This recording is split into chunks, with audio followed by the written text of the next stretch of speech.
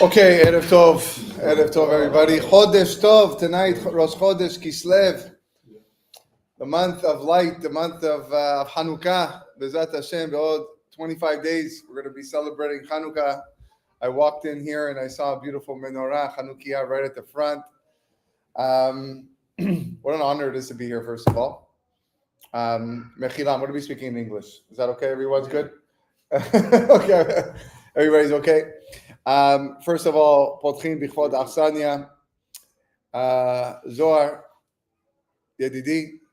What can I say? We met a few years back at the birth of his daughter, and we built a little connection. Now it's growing to a big connection, a big kesher.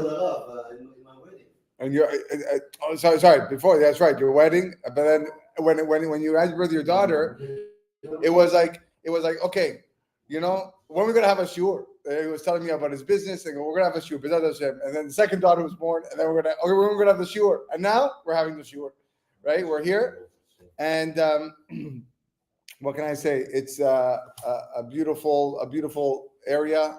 So nice over here to be part of it. You should be matzliach. You should see lots of great things. Hatzlacha, nachat from your family, your beautiful girls, your wife, your family, everyone here, your friends that have come to join you. It's a pleasure. It's a pleasure to be here and hopefully bring some kedusha to the makom. Zohar asked me to dedicate the shiur Refua Shelema, one of his friends, one of also a person that he works very closely with, Idan Yahzekal ben ניצחיה, Refua Shelema. I will say that every act of goodness and every act of kedusha that a person does has tremendous kochot in shamayim. People don't realize that even if you give an ani $1 tzedakah, you help someone cross the street, you call your parents and then you wish them Shabbat Shalom and you give them that kibud horim. Every act, there is tremendous kochot. We don't know the power of the mitzvot. So the fact that we're coming here today to learn Torah, to study a little bit of the parasha, to apply some of these lessons to our lives, it's a tremendous zechut l'irfuato to Yexhezkel, and Bezat Hashem, HaKadosh Baruch Hu should send him a speedy refuah.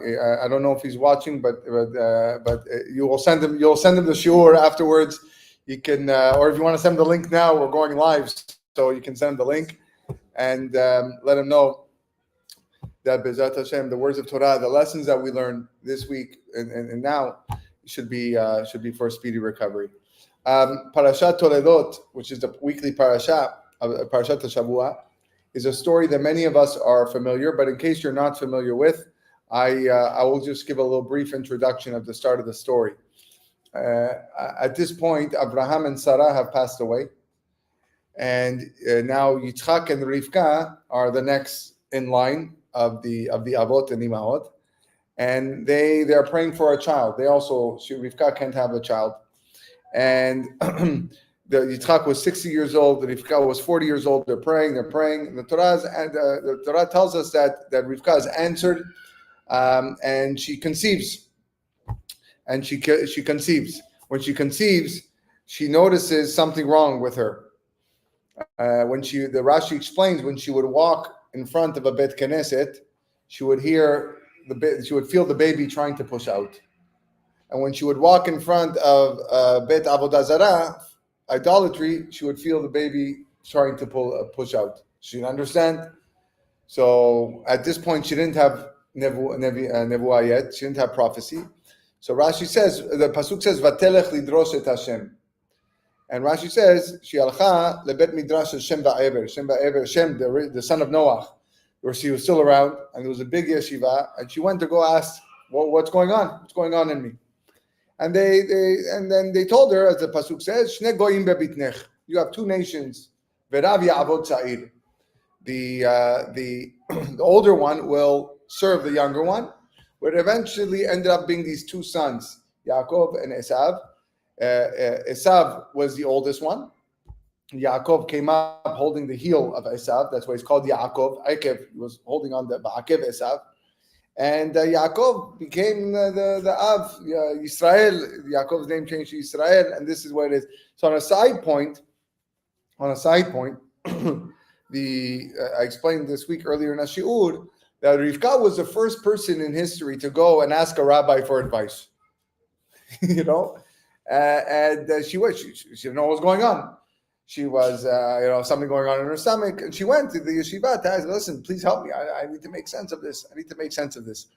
And we see from here, we learn from here that since this point, there's always been a place in our lives for Rabbanim or Gedolei Ador, Tzadikim, to accept people to come with all types of problems. Rabbis are not just destinations of, I have a problem spiritually. If you have a problem, you go to the rabbi.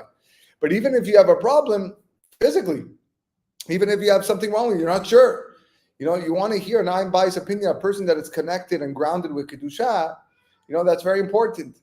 Today, unfortunately, we see this a little bit differently because people like to self-manage themselves. I don't need someone else telling me what to do. I want things to do myself. And the rabbi could be a good option if someone says, listen, I have an issue, even with the small things, you want to name your child, you have a baby, you have a girl, a boy, you want to name your baby, I remember when my children were born, I went to the rabbi, I had the name, I knew what I wanted to name, and he knew what I wanted to name, but I wanted the beracha, I wanted the rabbi to give me, the haskama, the okay, and Rivka was the first person. She didn't go to the doctor. Most people, they have issues with what they're feeling in their stomach. They're going to go to the doctor. Shem Ba'ever was not the doctor. They were Rashi Yeshivot. They were Gedolei Ador. And she went to the Rabbanim to ask for advice. That's one way of interpreting this whole story. One lesson we can learn. Another lesson that we can learn is, I also explained earlier this week in Ashiur, Vaitrotzetzu Abanim Bekirba. That the Torah tells us that inside of her, the Banim were Vaitrotzetzu. They were, like I said, when they go in front of the Bet Knesset, one was running. When they go to the Avodah Zarah, the other one was running. So some want to say every person has this struggle between them. Kol echad yesh lo kilu. They have a pull to ruchniut, kemo Yaakov, vegam pull to the other side, kemo Esav. And our job is to find the strength to direct ourselves, towards the right path, the path of Yaakov, who's Yaakov Avinu, and not Esav. Because if you think about it, Shem Ba'ever or Hakadosh Baruch Hu, he didn't respond to Rivka. He didn't give him a clear answer. Rivka says, I don't understand. Why is this happening to me? And he says, oh, you have two people inside of you. You have two nations in front of you. But that doesn't answer my question. I'm asking you, why am I suffering this pain? If I'm going to be the mother of Klal Yisrael, why is this happening? And Hashem is telling her that's exactly the reason why this is happening. You have to understand that the pull, that's your mission. Your mission is understanding who you are, what your purpose is, and finding the koach and finding the strength to direct yourself in the right way. And our job in life is to be like Yaakov and not to be like Esav. I'm going to speak a little bit today. That was just side messages. I want to speak a little bit about Esav. Esav Harasha.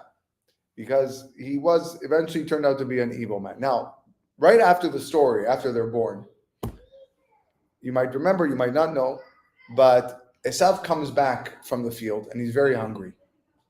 And Yaakov has his one big plate of adashim, lentils. Many people eat lentils this Shabbat.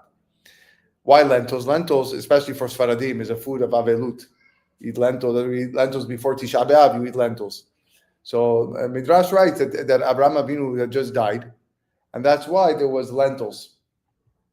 And Yaakov had this big bowl of the lentils, and Esav comes back and he's starving. I go, I need to eat. Someone, again, who's chasing after the material, the physical, the food. And Yaakov says, you want the food? Well, yeah. So sell me your firstborn. Sell me your bechorah. Sell me your firstborn. And Esav says, I'm going to die anyways. What's the big difference? So here, and he sold it. He sold the firstborn rights to Yaakov for this bowl of soup. This is what the Torah tells us. It's an exceptional story. And first of all, in the Torah, it usually doesn't give us a lot of details. Abraham's first 70 years of his life, we don't really know about. Moshe Rabbeinu, the first 80 years of his life, we don't really know about until he goes back to save the Jewish people. And there obviously this life happened with Abraham and Moshe, but all of a sudden we have this story that goes in specific detail. He comes back from the field and he wants lentils and he's telling us what's happening over here. There's got to be some takeaway. It's got to be a message. So the Gemara tells us, Chamesh averot avar Esav harasha beoto yom. Esav committed 5 sins that day. And because he did those 5 sins, he inherited this name as Esav harasha, the evil Esav. One of the ones that he did, one of the sins that he did, the Gemara says, was Ba al Na'ara me'orasa, that he committed adultery with a girl who was already mekudeshet. So in the olden days, there was 2 steps to marriage. There was me'orasa, like we call it today, engaged, okay? But it was an official engagement. And then you have mekudeshet, kiddushin. Today we do both of them under the chuppah. We don't have a separate. Back then it used to be like me'orasa was like a one day, and then a few months later it could have been the kiddushin. Now, if you are in the first stage of marriage, you're technically married. It's not the highest level, not fullest level, but you're not allowed to go with another man. Can't go with another man. And the Gemara says that Esav went with one of these, with a woman who was already me'orasa. She was already engaged to one of these men. Now, the punishment for such a sin, the Torah describes, is that they both deserve skila. The punishment is stoning, death, for both the woman and the man that was with her. Now comes Tosafot. Tosafot is a commentary on the Talmud. He was a grandson, one of the grandsons of Rashi. Rashi, of course, was a big commentator on Tanakh. And he says, what's the big problem here?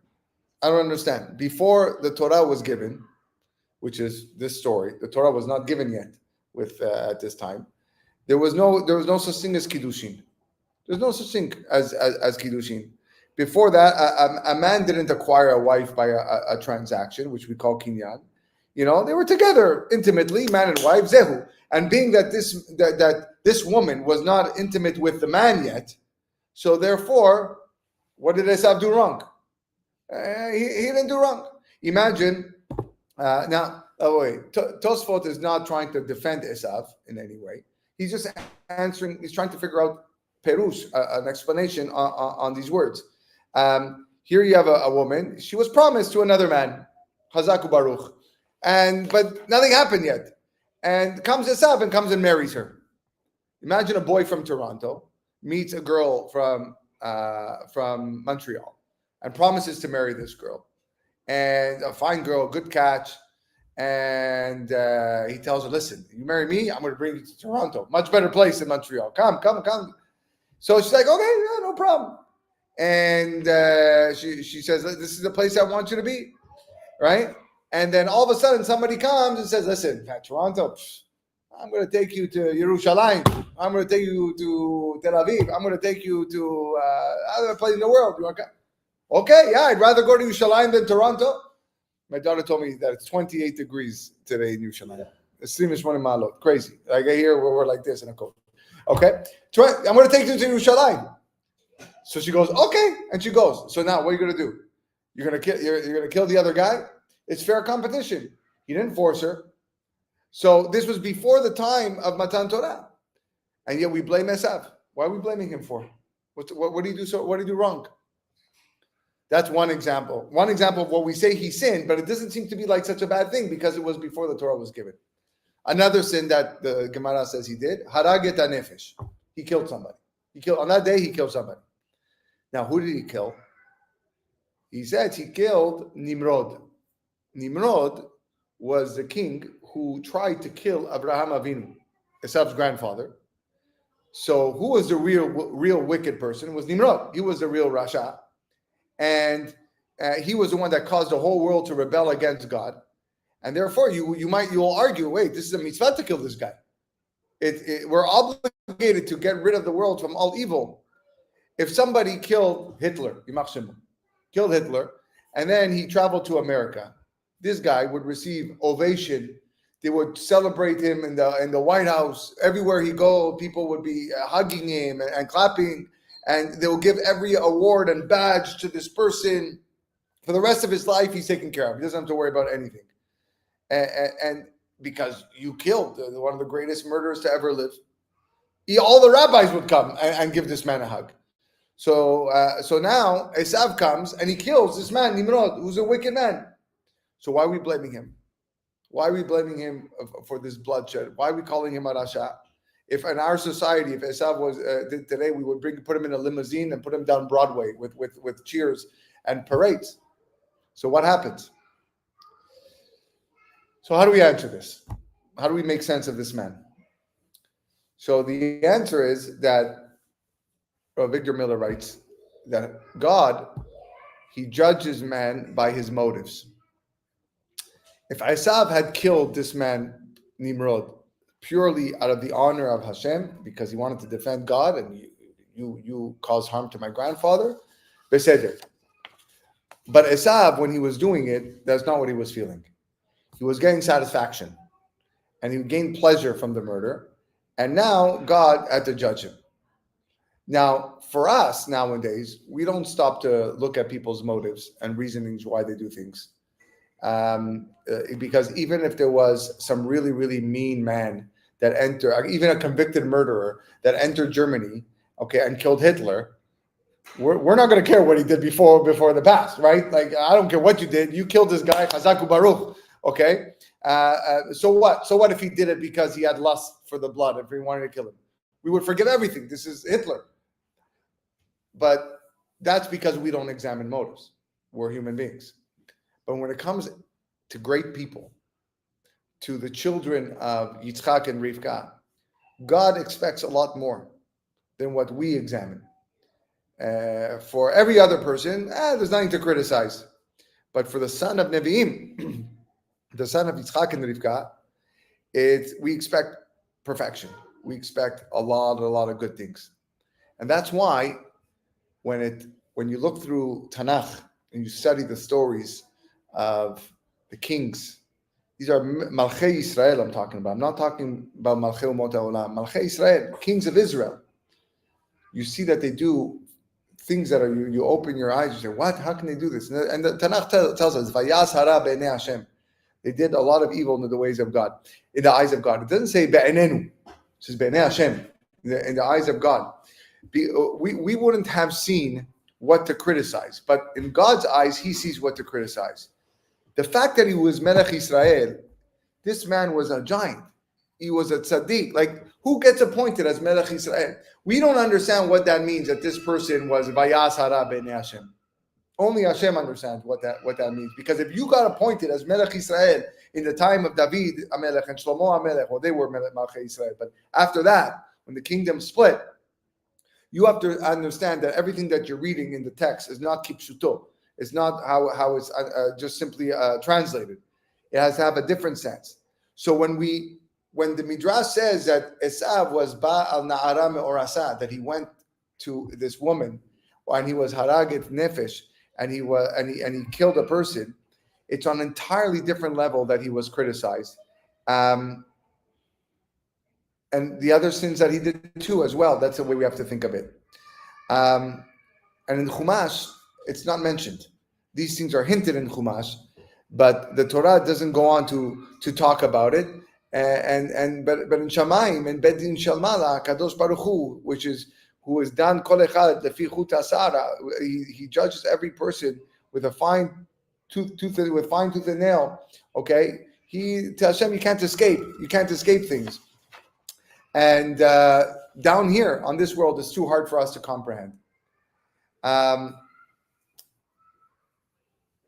But there was one sin that he did that was clearly a problem.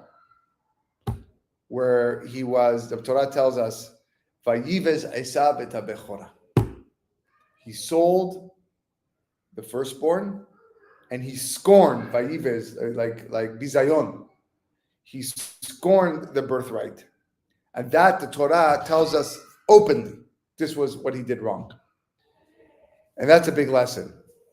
Now, even with this, a person could ask and say, well, what's the big deal? Esav said, listen, I don't need the honor. I don't need the kavod. I'm going to die anyways. So why do I need all this? If somebody came to you to tell you right now, you know what? I don't need a big house. I don't need a nice suit. I don't need a nice car. Because what's the point? Life is short, and I'm happy with something simple. If someone was to tell you that, you say, wow, is it tzaddik? Is it tzaddik we have over here, right? That's how we would say this guy, Anav, he's humble. Isn't Esav saying the same thing? Esav seems to be saying the same thing. I'm going to die anyways, but life is short. I don't need the bechorah. I don't need all the stuff that comes with it. I don't need, Yaakov, take it. It's yours. I'll sell it I'm just hungry, give me the soup. Today we would call Esav a tzaddik, right? But that's not what happens. So why does the Torah have to tell us this? What was the point of it? What's the sin that we're trying to realize? So the answer is that you have to understand what having the firstborn rights means. It means having opportunity. It's an opportunity to serve God in a different way than if you were not the firstborn. In those days, the firstborn, they brought special korbanot, they brought special sacrifices to the Mizbeach, and therefore he was the one that led the way. In those days, the Bechor was the teacher of the family. He ran the family business. He was going to take over everything. That's why the Bechor gets double portion. Bechor gets double portion according to the Torah. Why? Because he has to expend a lot of what he has to maintain his father's business or his father's farmland, whatever it is. He was the Kohen of the family. He was the priest of the family. But Esav was thinking, do I need all this? Do I need to be tied down to my dad's business? Do I need to be tied down to bringing an offering every day? I have to learn, how do I bring a korban? How to bring an offering? If there's a specific time, it has to be done before sunset. I want to be free, man. Okay? I don't need this. Yalla, Yaakov, you take it. I'm good with it. And I'm sure he made good excuses. He probably said, listen, Abba, I'm going to be Mechabed Abi. Esav was the top in Kibbud Abba. He was the top. I'll take care of my father. I'm going to take care of the trees and the birds and the animals. Niflaot Haboreh. I'm going to go around. I'm going to be a good person. I'm going to go to Niagara Falls. I'm going to say, wow, manora makom hazeh. Wow, unbelievable this.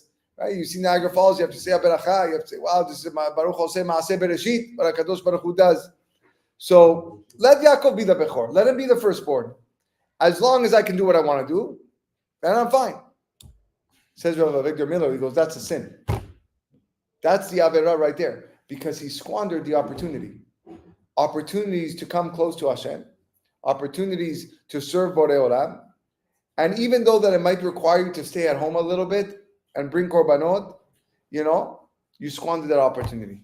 But I'm going to go see the world. I'm going to see Niagara Falls. I'm going to go to Dubai, and I'm going to. You missed the point. That was not your job. That was not your mission. How many people today? They waste so much time in their day.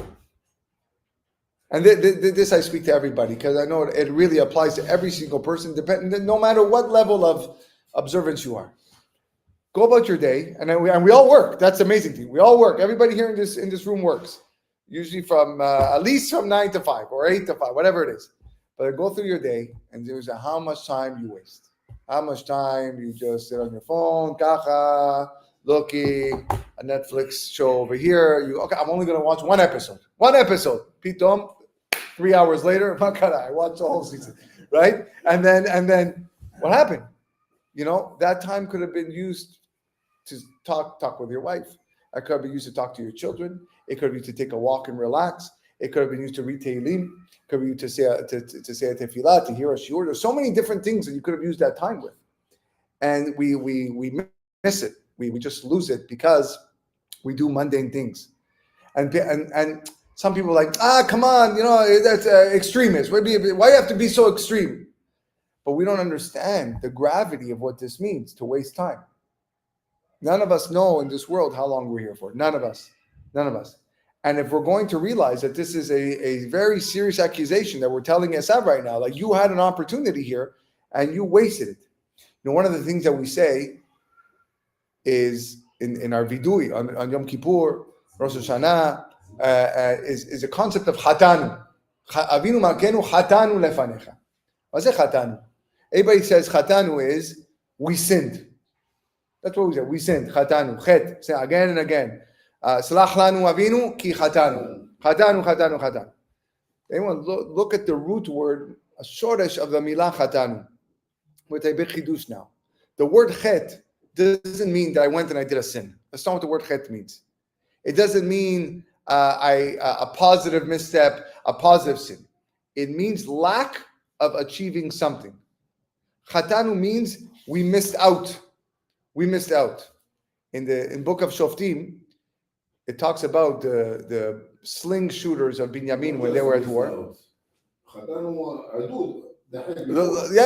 listen. The pasuk says that the slings, back then the fighters had like slingshots.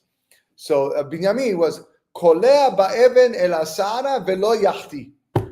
They could aim with their slingshot at a hair's breadth velo yachti and wouldn't miss. That's the way you define yachti. They wouldn't miss. That's how expert they were. They could hit the target. They would never miss the target. Now, there was no sin there. There was no avera. It was just missing the target. When David HaMelech was on his deathbed and he was about to die, his wife, Bathsheba, came to him because one of David's sons, another son, his name was Adoniah ben Chagit, he said, this is a perfect opportunity for me to take the kingship, the kingdom. And one of the Naviim heard this. They went to Bathsheba.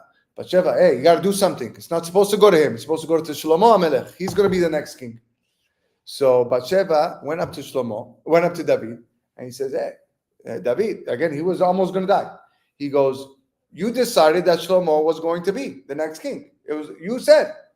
And now you have another one of your sons, Adoniah ben Chagit, who's coming, proclaiming himself the future king. And look at the word she says. Ve'hayiti ani ubni Shlomo hata'im. Bathsheba says, if you allow this to happen, that the other kid is going to take the kingdom, ani ubni Shlomo, me and my son Shlomo, will be hata'im. What's it hata'im? We're sinners? What did they do wrong? They didn't do anything wrong. They weren't sinners. It means they're going to be the losers. They're going to be the ones missing out. I'm going to be the ones missing out if you don't deal with it. That's what chata'im here. So now the shortish of the word chet is to lose or to miss out. It's not something I did wrong. It's a missed opportunity. Here's a mashal. Imagine you hire somebody to take a truck because you have merchandise in Los Angeles. You have a business, buy and sell, and you have merchandise in Los Angeles, and you need to get it over here. So you tell the guy, go rent a truck, drive to Los Angeles, and come back with the merchandise. So guy takes, you pay the guy money, he goes, gets a truck, and he comes back. You go, no, how was it? He goes, Nesiya, Chabal Azman. Excellent trip.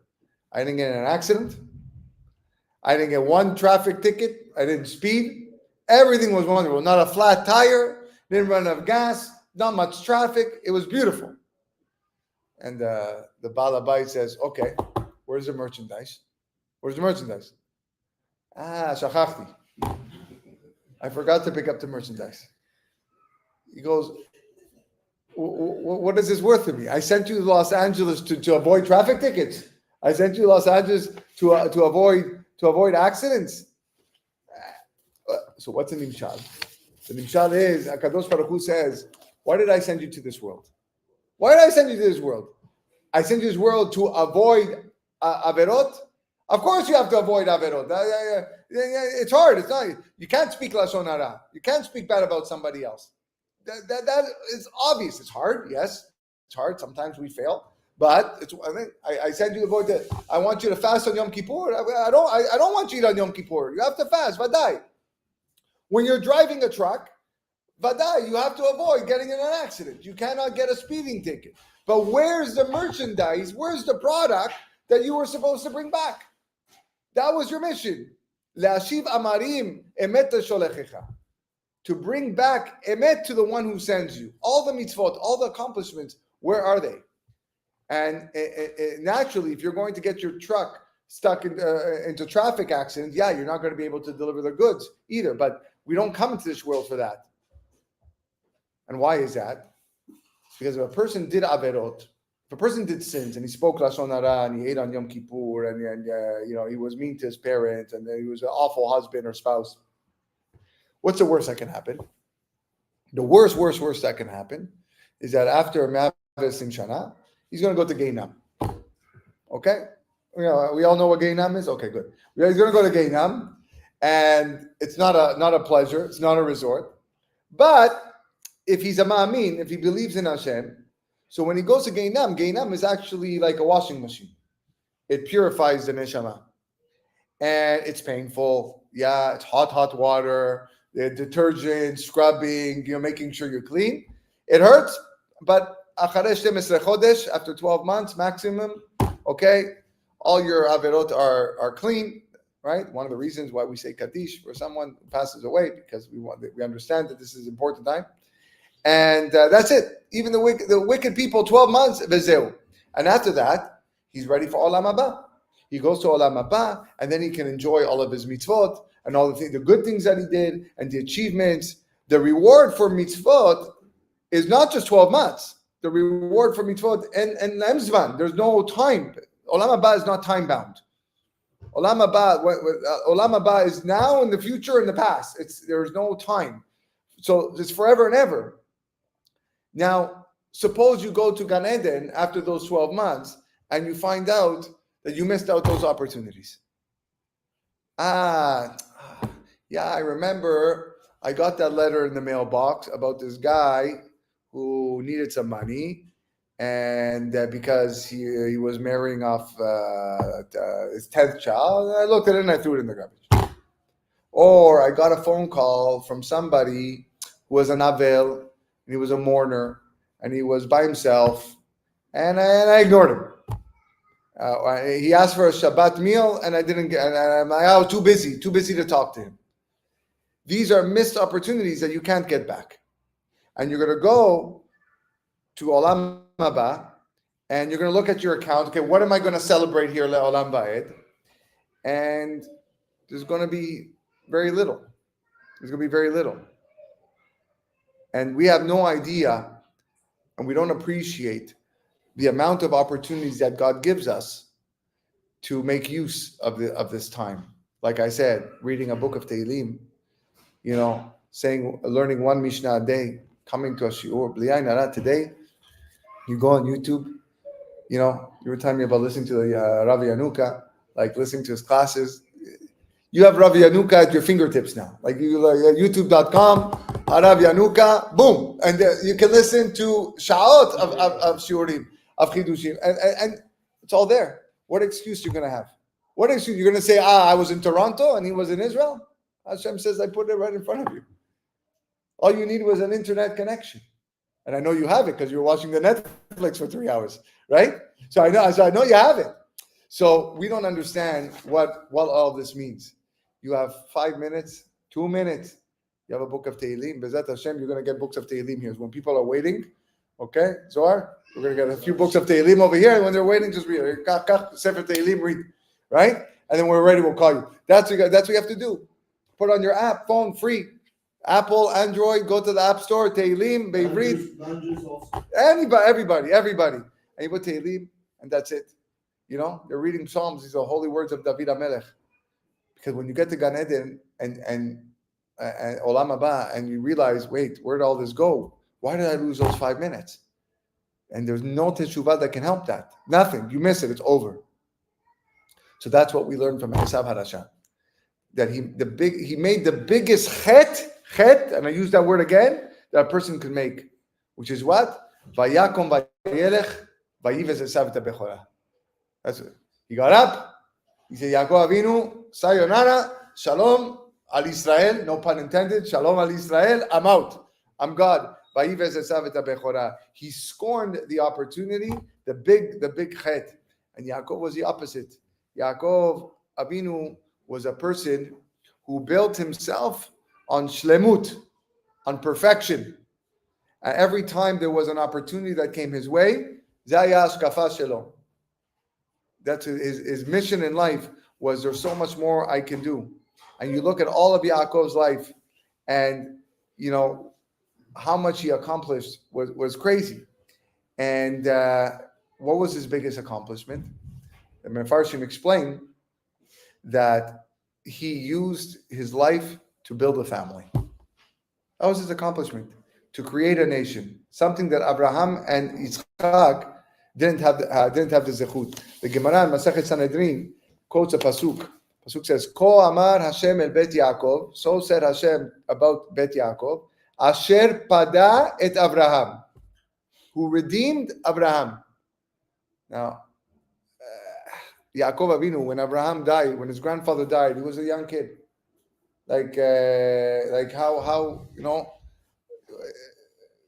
What does it mean, Padat Abraham? How does Yaakov redeem his grandfather? And second question, does Abraham need redemption? Abraham was Avamon Goyim, who was the father of the Jewish people.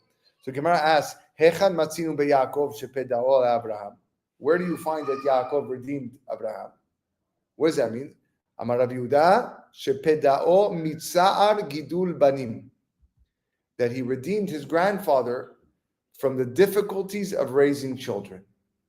For 100 years, Kimat Mea Shana, Abraham lo haya lo ben. He didn't have any. Well, he had Ishmael, but it wasn't Yitzchak, it wasn't the son they need.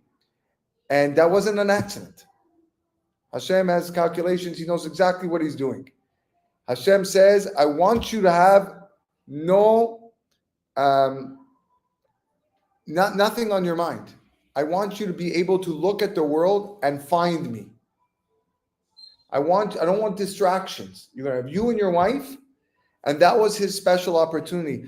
You're not raising children, Abraham. You're going to raise yourself.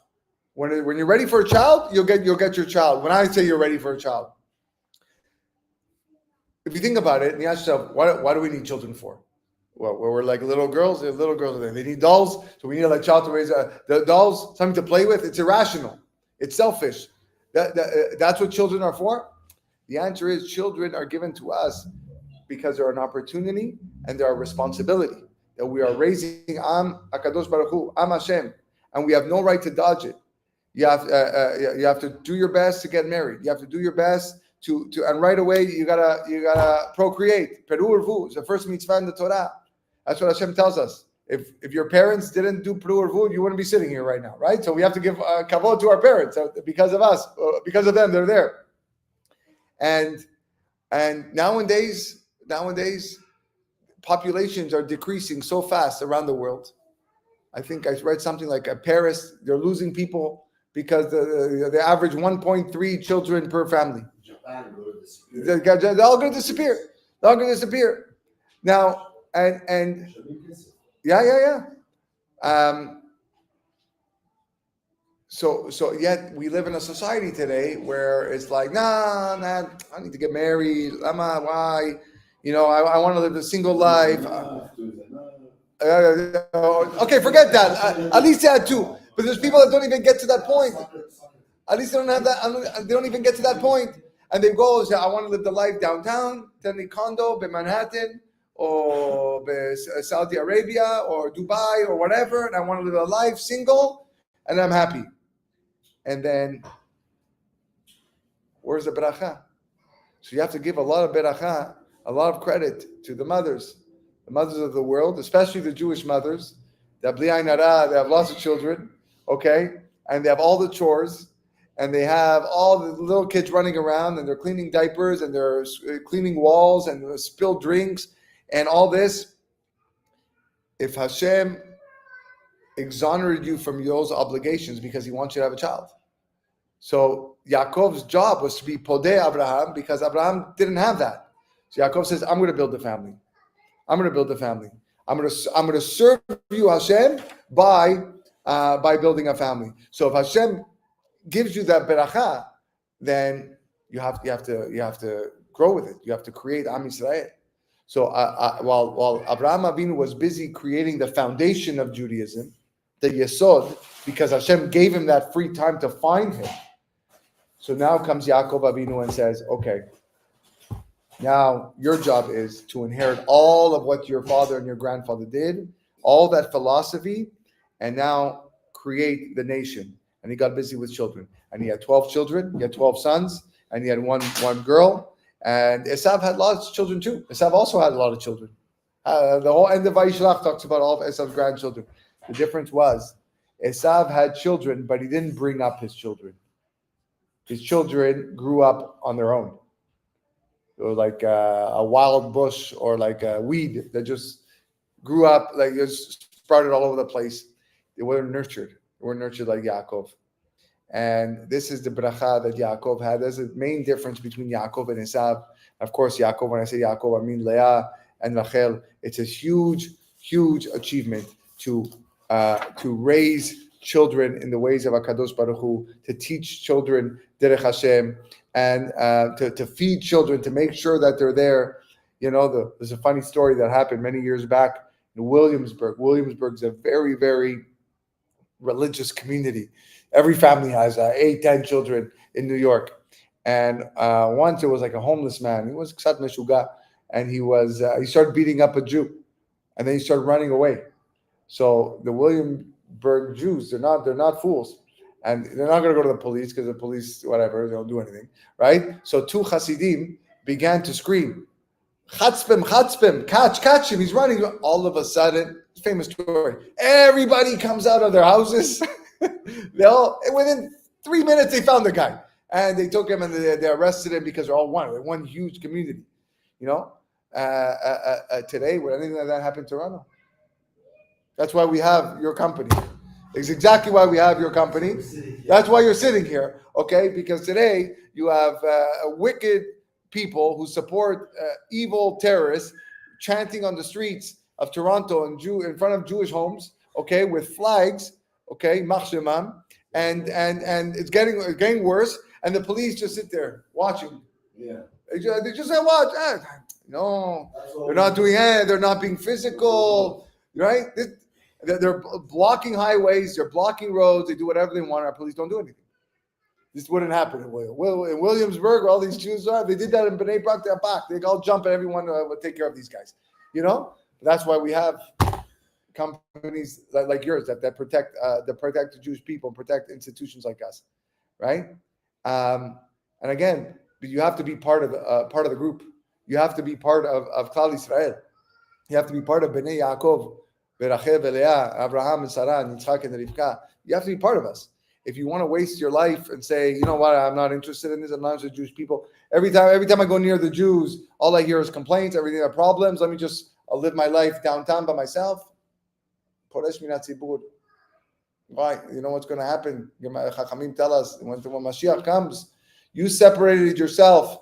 You separate yourself from the klal.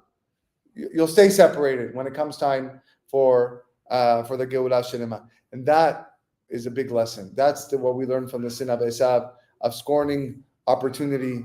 Don't let anybody tell you that you don't have a mission, that you don't have a purpose in life, that you don't have what to accomplish. There is nothing as good as being a Jew.